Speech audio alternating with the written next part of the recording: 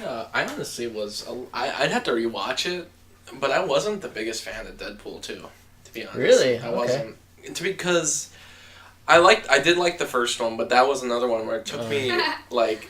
It took me like 3 tries to like. I'm not gonna spoil Zach it. is covering his ears and I'm just sinking saying into the that the movie does do something near the beginning that is a pet peeve of mine in most movies, and it, you know what I'm talking about because it's like right before the credits happen and everything. Yeah, you mean like the title card or whatever? Technically, I mean they even make fun of it in the credits. Are like, oh my god, did they just do that? And I was like, but it annoyed me because I'm like, all right, I get it's a movie that's really meta to begin with, and I get that you do stuff like that, and I get that the end credit sequence kind of retconned that, but like at the same time, I was like.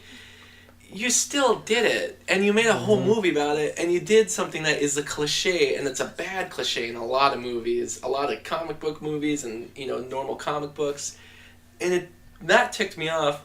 But overall, the rest of the movie it did feel a lot more like the Ryan Reynolds show, which I know that is what Deadpool is. It is the Ryan Reynolds show, but the first one you could feel that they had worked on this script for years because that's what they did. They took years to get that movie made. Deadpool 2 really did feel like Ryan Reynolds was given too much freedom. He made a bunch of jokes. And it was funny, don't get me wrong. But I just wasn't, I don't know. Maybe I'd have to rewatch it because like the first one, like I said, it took me like 3 tries to finally be like, wow, this is a great movie. And sometimes it's that audience that I'm with because if you go opening night, you get in there with a lot of the younger college crowd. They laugh at every single thing, and it really takes you that's out. why I mean, like I don't know if I've said this before in the podcast, but like for movies I'm really passionate about, I go and see at like 8 a.m. on a Saturday morning because those college kids are asleep or too much of a hangover to leave the house. So I went and saw it with my little sister. Oh, really? Yeah. And I saw it in Hibbing of all places too, which I knew was a safe theater of sorts. Pretty dead there. Yeah, on a Saturday morning. I think we went at 9 a.m. that day, and I loved it. I thought it was one of my favorite movies of the summer. Probably, I don't know if it's. I mean, in this contest, we didn't qualify Infinity War because it was before May 1st, but it still was a somewhat of a summer blockbuster. So I qualify as a summer favorite, and Deadpool 2 almost beat Infinity War for me.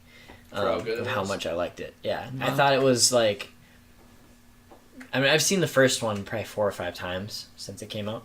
And this one, I saw in theaters twice, and then I bought it and I watched it twice on Blu-ray. And, I think it's a better movie, personally. I even, like, as a sequel, like, if you were to jump into it, like, it's completely undependent, really, on the first one. Him being Deadpool, and, like, like, Vanessa's in it, and you don't really... You can tell she's the love interest, and that's, like, all you need to know, really. Unless you don't know how he became it. There's a couple, like, he mentions, like, cancer in it. You don't really know he has cancer unless you've seen the first one. But otherwise, like, the jokes... Like the first one, everyone loves Deadpool. But it was so hot topic-y when it came out, and, like, everyone had a Deadpool everything, and all the jokes just seemed like they were geared towards, like, just 8th graders, and now when I refer to it, I'm like, yeah, it was good, except, it was made for 8th graders. I will agree just really quick on you with that. The humor in the second one's a lot better than the first one, because I agree, because, like, while I said the script was worked on for about, like, 6 years, probably more, you could also tell the jokes were never really changed. They were a lot new. Of them were like, There's, they were, the way that they'd throw in an F word here, or some raunchy joke here, it was like, they wanted shock value, but it wasn't, like, well-crafted shock value, Like, it wasn't, like, the funniest friend in the room. It was, like, the second funniest friend in the room, And Deadpool 2, for me, was the funniest friend in the room. It was, like, the person who still drops F-words and crazy, raunchy jokes, but it was so much more well-crafted,